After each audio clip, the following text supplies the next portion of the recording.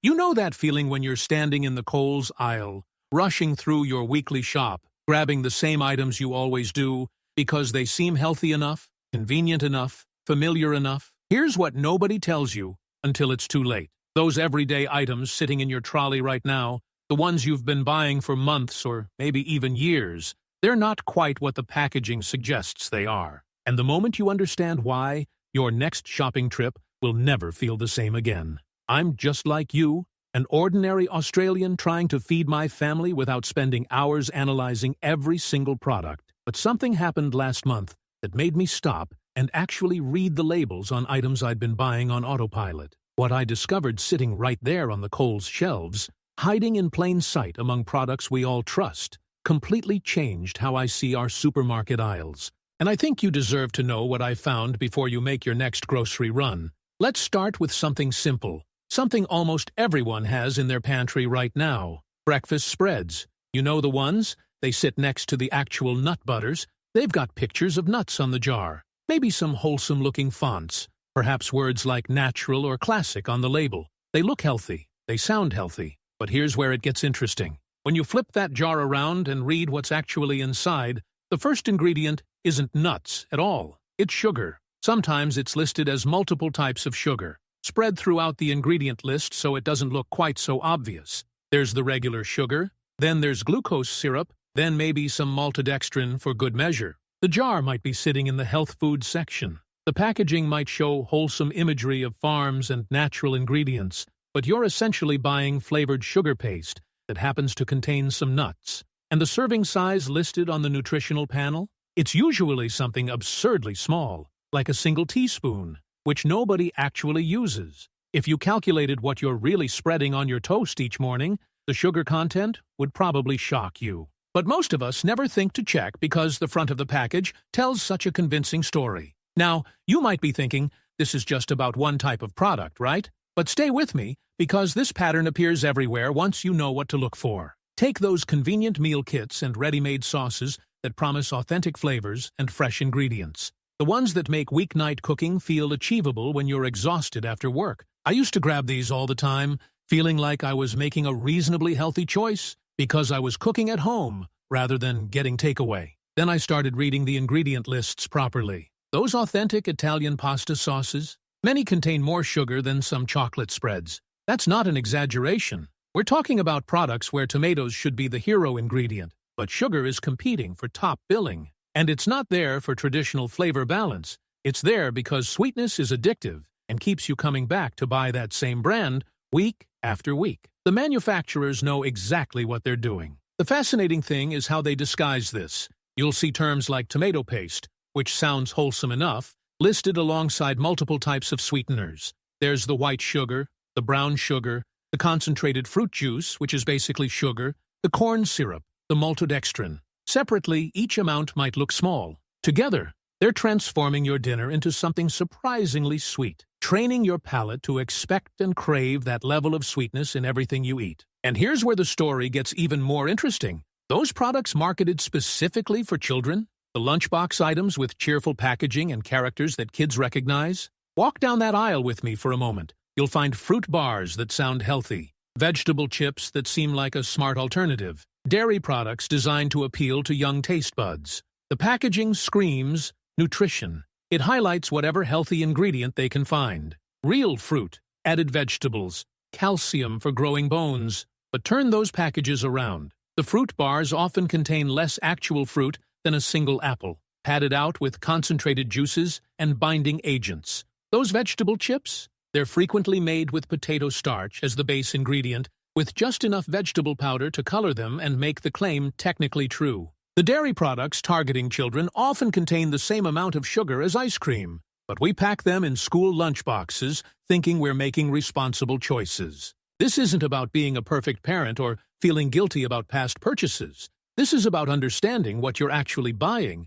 when you trust the front of the package. Because here's the thing that really bothers me. We're all trying our best. We're working, managing households, dealing with a cost of living crisis, trying to keep our families fed and healthy. We don't have time to become food scientists. We rely on those front-of-pack claims because we have to make quick decisions in busy supermarkets. The manufacturers understand this perfectly. They know you're scanning shelves quickly, making decisions in seconds, looking for visual cues that signal health and quality. So they optimize those front labels like they're designing clickbait headlines. Big, bold claims about what the product contains. Minimal information about what it actually is. And the regulatory system allows this because technically they're not lying. They're just choosing very carefully which truths to highlight and which to hide in tiny print on the back. Let me tell you about the bread aisle because this one genuinely surprised me. You know those loaves that look rustic and wholesome, with seeds visible on top, maybe marketed as grain-based or bakery-style? I used to think if bread looked substantial and had visible grains, it was probably decent quality. But when you actually examine the ingredients, you discover that many of these loaves are primarily made from refined white flour. The wholesome-looking grains and seeds, they're mostly decorative, sprinkled on top, or mixed in such small quantities that they appear near the end of the ingredient list. What makes this particularly clever is how the packaging emphasizes whatever small amount of whole grain is present. You might see claims like, contains whole grains, or made with ancient grains printed prominently. And it's true, technically, there are whole grains in there. But when wheat flour appears first on the ingredient list, and wholemeal flour appears 7th or 8th, you're getting mostly refined flour with a token gesture toward whole grains. The bakery-style presentation, the higher price point, the rustic names, they all create an impression that doesn't match the nutritional reality. What appears even more frequently than you'd expect is something called bread improver,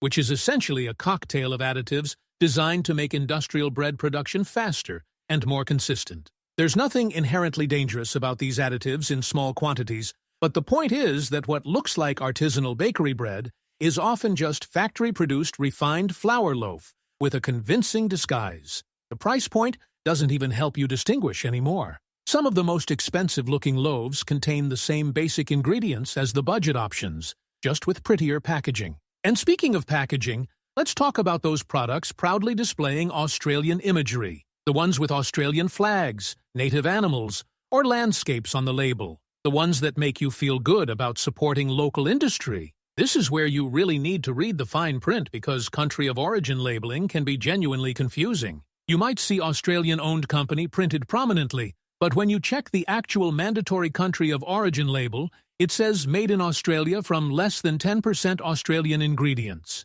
or packed in Australia from imported ingredients. The product might be assembled here, but almost everything inside it came from somewhere else. And there's nothing illegal about this. The companies are following the rules, but the visual impression created by the packaging and the reality of where your money is actually going can be worlds apart. I started checking this on everything after I realized my supposedly Australian honey was actually a blend from multiple countries, mostly not Australia, despite the very Australian-looking bear on the jar. Then there are the products making health claims that sound scientifically impressive. Reduced salt, no added sugar, natural flavors. Each of these phrases has a very specific technical meaning that might not match what you assume it means. Reduced salt usually means reduced, compared to the original version of that same product, which might have been extraordinarily salty to begin with. The reduced version could still contain more salt than competing products that never made the claim. No added sugar sounds virtuous until you realize the product is loaded with concentrated fruit juice, which is chemically almost identical to added sugar as far as your body is concerned.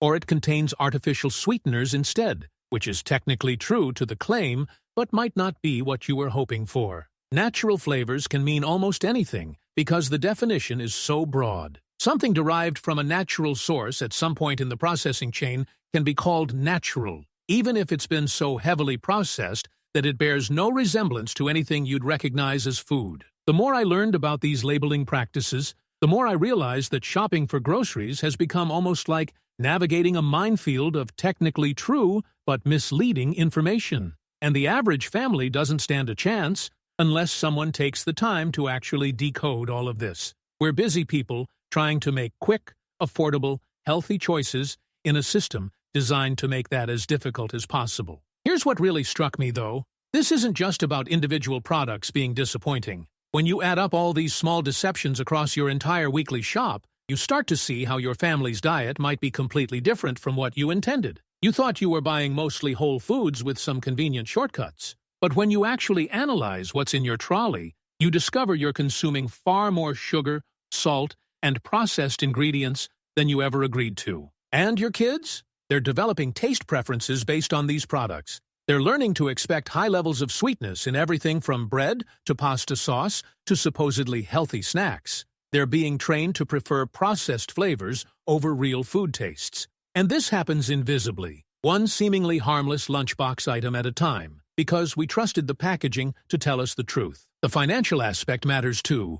These products, with the healthiest-looking packaging, the most impressive claims, the most Australian imagery, they're often the most expensive items in their category. You're paying a premium for marketing that doesn't reflect reality. You could be buying genuinely better products or saving money on basics if you knew which claims to ignore and which details actually matter. So, what do you do with all this information? The solution isn't to become paranoid about every item in your trolley. It's not about achieving perfection or never buying convenient products again. It's about developing a quick filter that helps you see through the marketing noise to the actual facts. And that filter is simpler than you might think. Start by ignoring the front of the package almost entirely. Those big claims and cheerful promises, they're advertisements. Nothing more. Go straight to the ingredient list. The ingredients are listed in descending order by weight. If the first few ingredients aren't what you expected for that type of product, that tells you everything you need to know. If you're looking at a nut spread and sugar appears before nuts,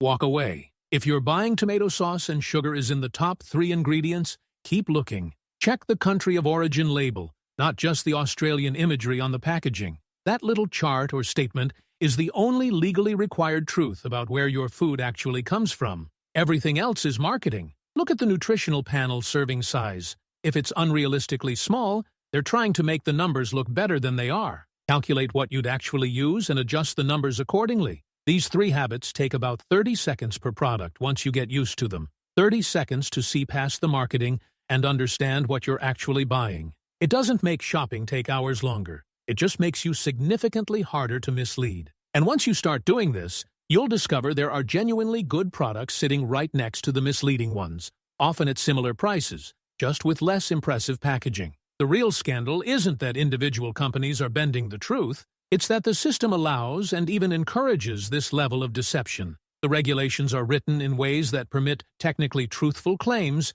that are functionally misleading. The enforcement is minimal. The penalties are negligible compared to the profits from successful marketing. And consumers are left to fend for themselves in an information environment deliberately designed to confuse them. But here's the empowering part of this story. Once you understand how the game works, you can't be played anymore. Those impressive health claims stop working on you. That Australian imagery stops distracting you from checking the actual origin. Those reassuring brand names stop earning automatic trust. You become a dramatically more informed shopper without needing a nutrition degree or hours of research. And when enough of us start shopping this way, when enough of us stop rewarding misleading marketing with our purchases, the incentives begin to shift. Companies notice. They reformulate. They compete on actual quality rather than just packaging claims. The system gradually improves because we stop accepting the current standard. Your next trip to Kohl's doesn't have to feel overwhelming. You don't need to audit every item in your existing pantry or throw away everything you currently own. Just start with 1 or 2 categories that matter most to your family. Maybe it's the breakfast items. Maybe it's the lunchbox snacks. Whatever you choose, apply those 3 simple checks. Ignore the front package. Read the ingredients. Check the origin. See what you discover. You might find that some of your trusted products are exactly what you thought they were. That's genuinely good news. But you'll probably also find a few surprises, items that aren't quite matching their packaging promises. And for those, you now know exactly what to look for in alternatives. You're not shopping blind anymore. You're making informed choices based on facts rather than marketing. The food industry isn't going to change its practices out of the goodness of its heart. Change comes from informed consumers who refuse to be misled, who choose products based on reality rather than packaging fiction, who spread the word to friends and family about what they've learned. Every time you choose the genuinely better product over the one with better marketing,